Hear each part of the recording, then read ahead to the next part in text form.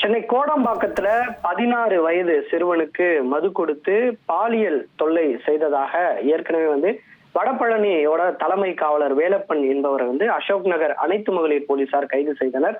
கைது செய்யப்பட்ட அவர் மீது போக்சோ வழக்குல பதிவு செய்யப்பட்டு அவரை சைதாப்பேட்டை நீதிமன்றத்துல ஆஜர்படுத்தி நீதிமன்ற காவல்ல சிறையில் அடைத்திருக்கிறாங்க.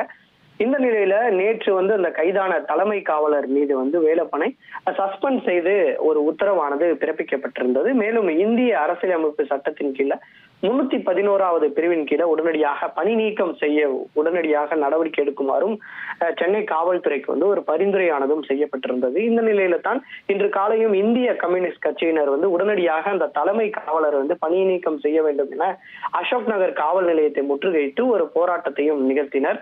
இந்த நிலையில தற்போது சென்னை காவல் ஆணையர் ஒரு அதிரடி உத்தரவை பிறப்பித்திருக்கிறார். இந்த சென்னையில சிறுவனுக்கு பாலியல் தொல்லை கொடுத்ததாக கைது செய்யப்பட்ட இந்த தலைமை காவலரான வேலப்பன் என்பவர் பணி நீக்கம் செய்து சென்னை காவல் ஆணையர் அமல்ராஜ் ஒரு உத்தரவை பிறப்பித்திருக்கிறார். மேலும் அவர் மீதானது கடும் நடவடிக்கை எடுக்கப்படும் எனவும் சென்னை காவல் ஆணையர் தரப்புல ஒரு தகவல் தெரிவிக்கப்பட்டிருக்கிறது.